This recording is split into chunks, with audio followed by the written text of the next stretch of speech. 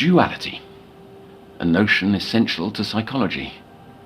We all contain a multitude of personas and change proverbial masks to match our present situations. The body is the container for this legion within, allowing us to maintain the important illusion of a singular self, the very basis of human experience. In Noon, there lies both the innocent child and the disturbed traveller. Both fight for control.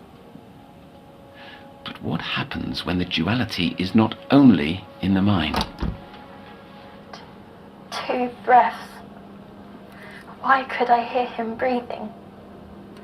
Why could I feel them breathing? My body was... Given her vanishings, I fear it is not only her inner self which has become subject to division, but her body as well. One child, torn between 2 worlds. Either I have lost my marbles, or we tread ever deeper into territories beyond the boundaries of rational thought.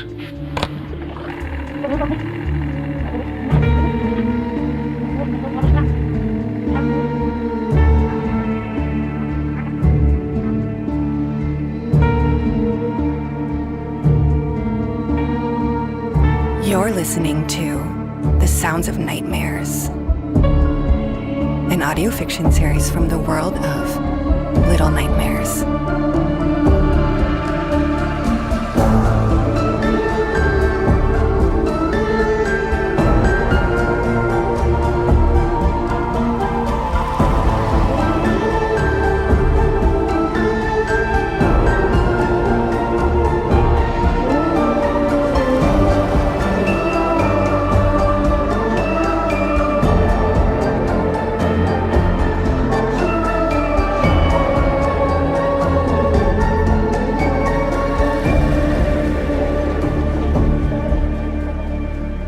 Chapter 4. 2 of a Kind.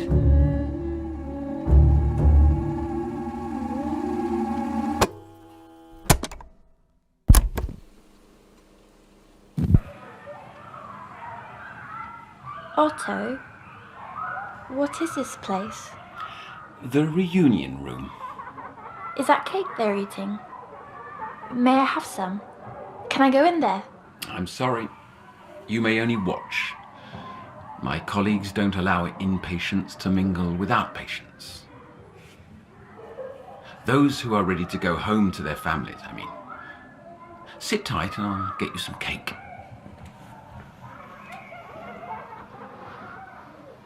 Get me a piece of cake, please. Piece of cake. Get me a piece of cake.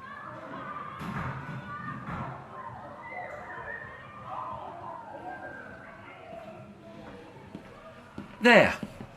A fine chocolatey slice. They're not waving back. It's a 2-way mirror. We can observe them, but they can't observe us. I'd like to ask about last night. Last night? You were in bed with the brain activity monitor on. One moment you were there, and the next, gone.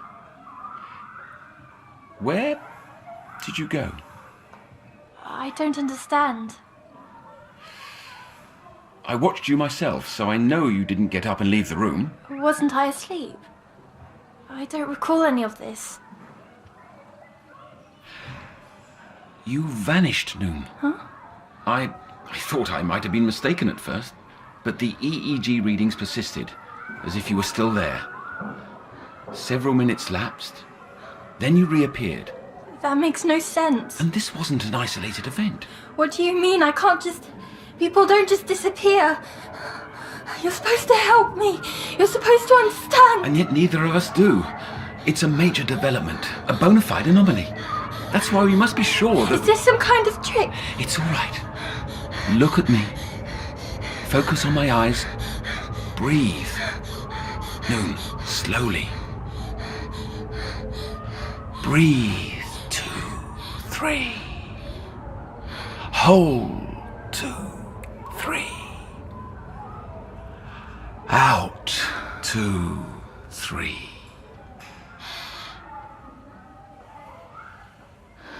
That's it. That's a girl.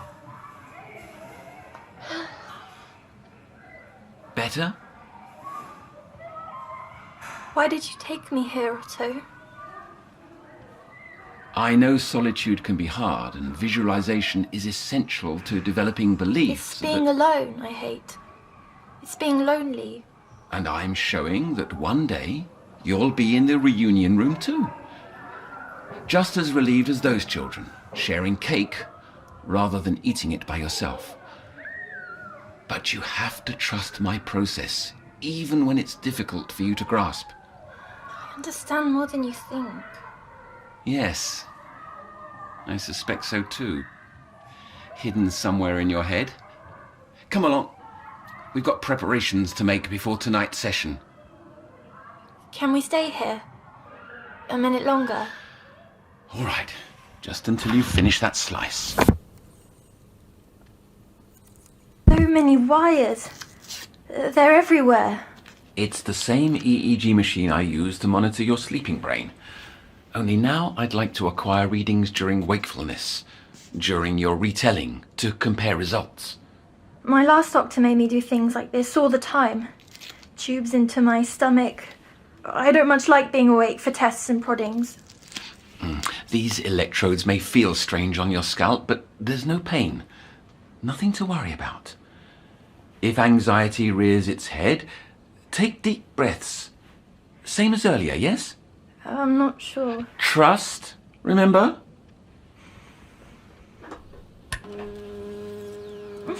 Not so bad, is it? Can we get this over with? Of course. Begin as you like. I spun out of a dark place, and brilliant lights sparkled around. Then far-off laughter and screams, but screams of joy. Gathering my head, I saw other kids sitting on wooden crates nearby. As I approached, they were surprised to see me, but introduced themselves one by one.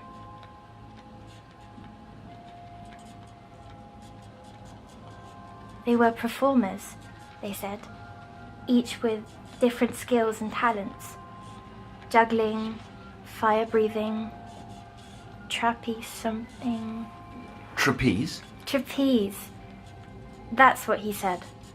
The boy called Rusty, he walked tightrope too. There were caravans all around. Wooden ones, big yellow wheels, and all these colourful fabrics. I noticed the lights again.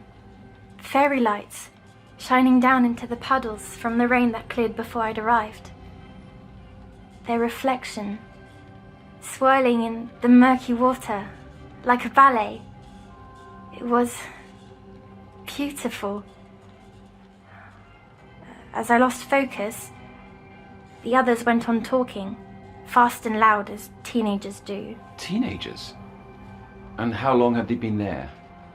Performing in this place? Please, Otto, let me get through it.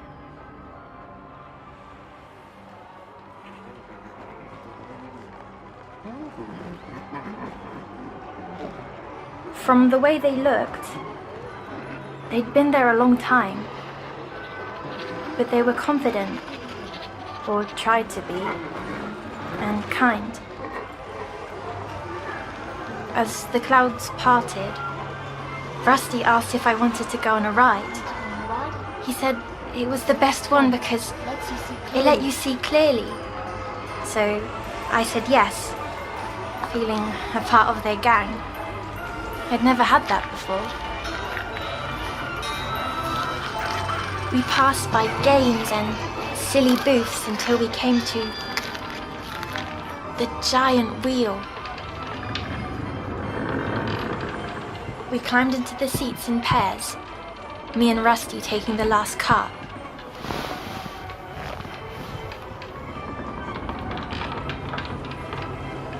It went so high up that I could see the whole carnival. It was unnaturally high, like we were in the sky itself. Rusty pointed to these tall wooden poles like masts on a ship, as if that answered where we were. But how could a ship be in the air? Rusty saw my face full of questions and said, Look down, not out. "Look down, not out. You You won't feel sick that way, and we haven't much time."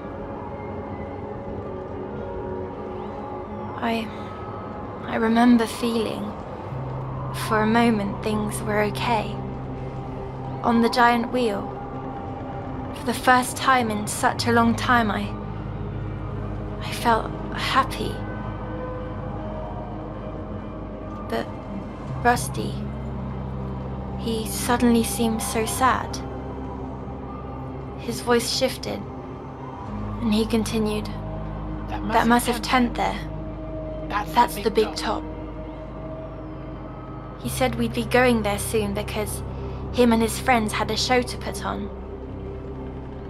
I already knew the answer, but I asked anyway. "You don't like performing, do you?" He looked glum for a moment before replying, "I hate it."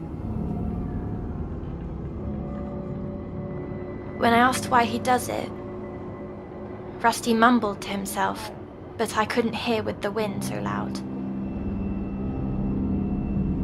Finally, Rusty turned and said, "They force us, and whatever they say goes."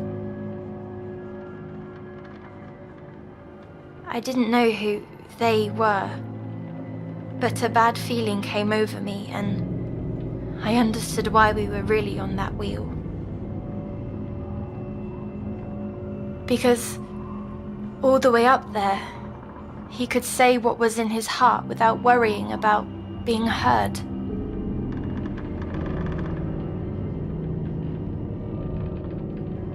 As the wheel came around, he began explaining very fast how him and his friends had been planning.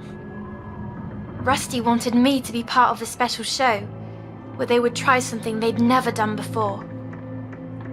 He told me that my job was to be lookout, that if I saw a man in a purple suit, I needed to give him the sign while he walked the tightrope.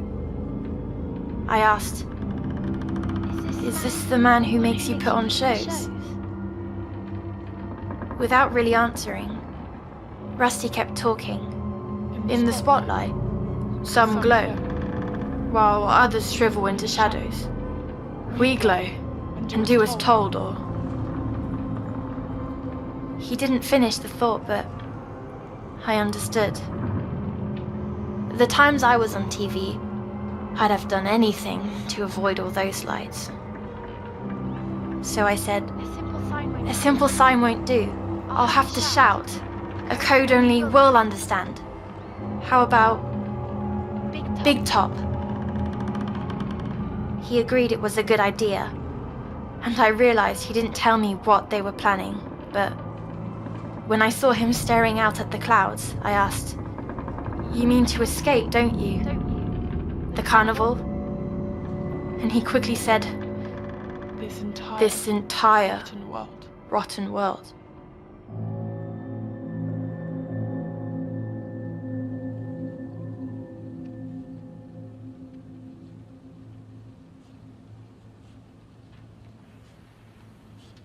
Was the boy expressing knowledge of a world beyond this carnival?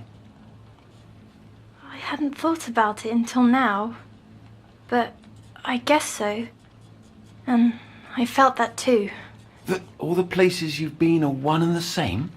Sort of. It's like how this basement is connected to the upper floors, but don't work together. Why did you never express this before? What's so important? You sense that the dreams you visit hold a tangible, sustained existence? That these spaces are objective? Physically there? I think so. I don't know how it works, but it feels that way, yes. Do you finally believe me? Giving the mere thought validity would have my license revoked.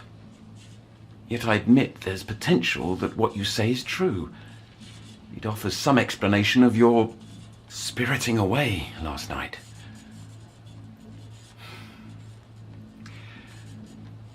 I'd need to see it for myself. See it yourself. You're supposed to help me avoid going there. I need to reach it with you, to find that quiddity of consciousness we spoke of.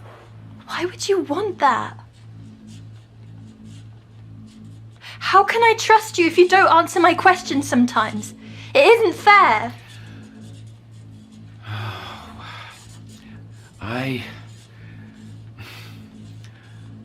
I lost someone dear to me.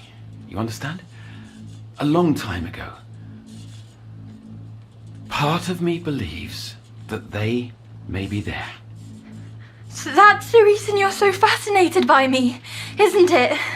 That's why you have me do all these tests and experiments to find them. Now you're the one being unfair. Well, you can't even get there. Why not? It's nowhere. Nowhere? What do you mean? It's a place that is and isn't. Did the boy, Rusty, say that? The candleman? Neither. I can't help you if you hide things from me. I tell you everything. You know what's in my brain more than I do. These things on my head. Breathe, Nunu. Breathe. Breathe. Deep. Follow my rhythm.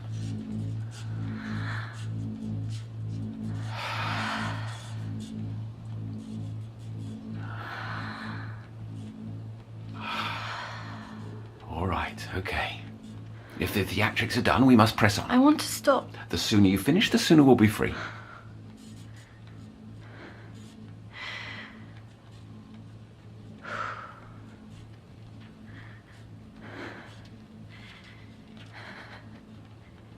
We went to the big top.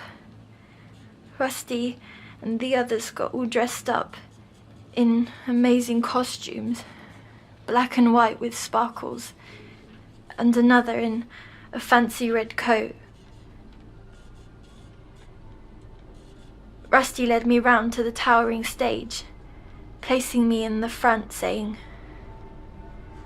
"Best seats in the house." I felt so special until Rusty looked around with that worried face again. Without another word, he went backstage as the crowd started pouring in.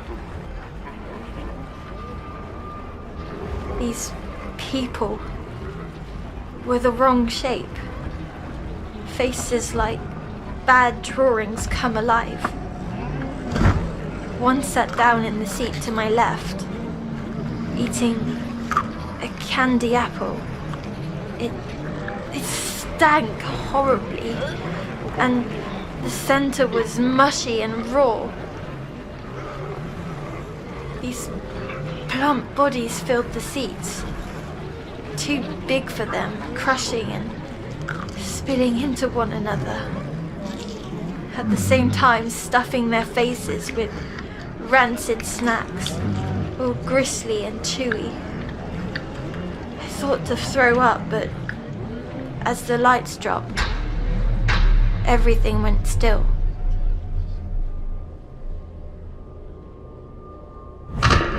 Then, a spotlight illuminated the stage, and the kid in the red coat walked to the middle.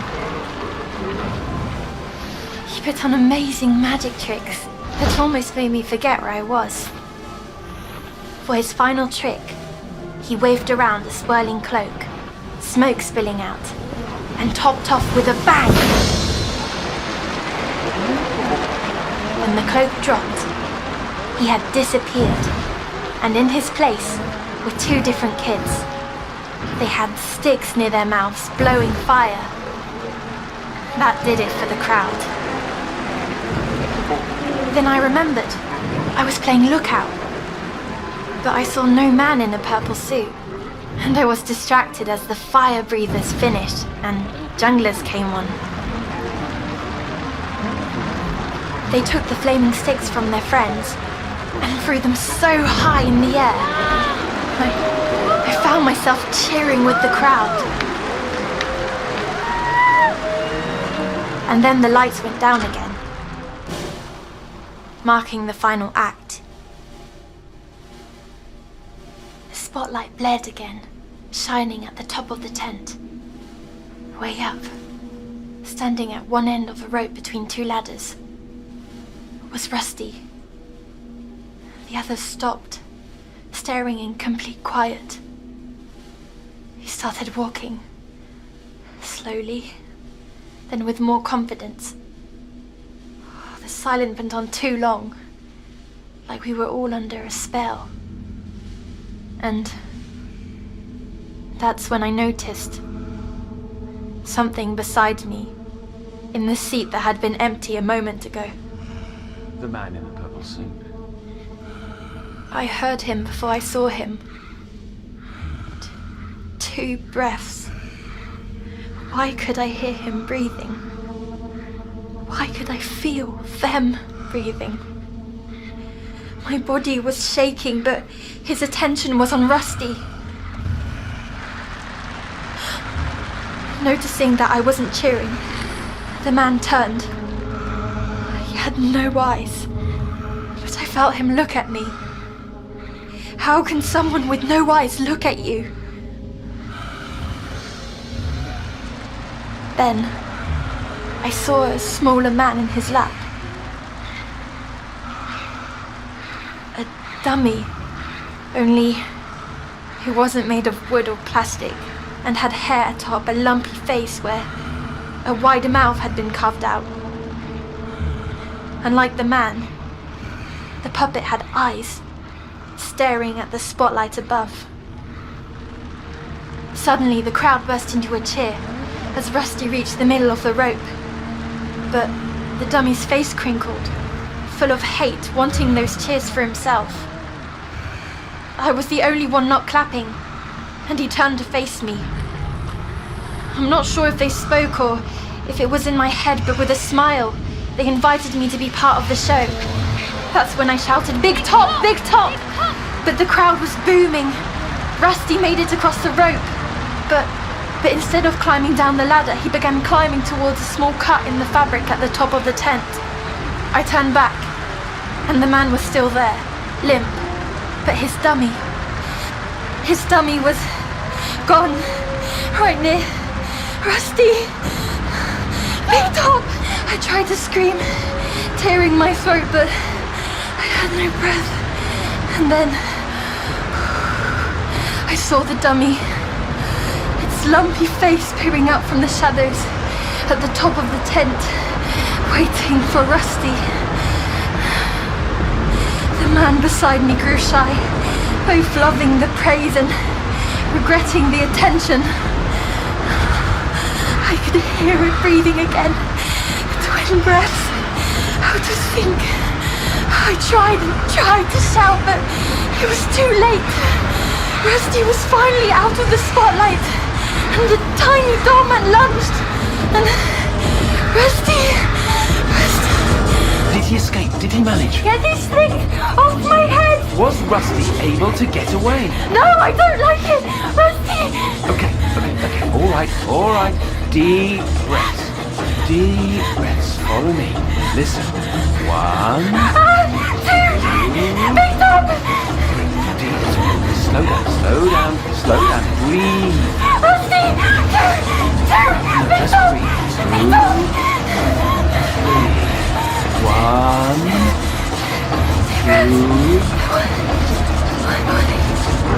1, 2. Noon!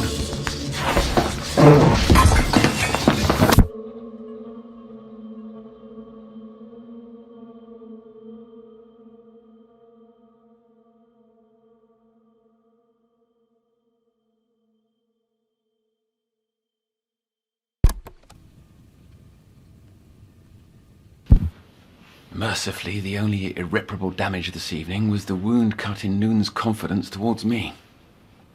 What concerns me more is the lack of detail in her retelling. A step backwards, which may be the result of her preoccupation with the testing equipment. Her body dysmorphia was exacerbated. That celebrity doctor's to blame, whatever he put her through. And all those poor children. But it's causing her to become furtive. I've exhumed the journals published by my outer circle of colleagues, with whom I'd lost touch. While I previously entertained the possibility of a multitude of realms, a singular space seems more probable and in line with their transcendental musings. While their studies are conjecture, I can no longer deny the empirical signs pointing towards such peripheral existence. Why then are my senses unable to perceive it whatsoever? There's a veil up. Ha, yes, like a two-way mirror. Only I'm the one stuck on the side of blind, deaf and dumb ignorance. And the lurking presence of the ferryman. While he may be a master of dream manipulation, he's no denizen here. Noon said it many sessions ago. He does not belong in our world. And yet he is the connective tissue. I am determined to find his arcane hinterland, to cross into the place she calls nowhere.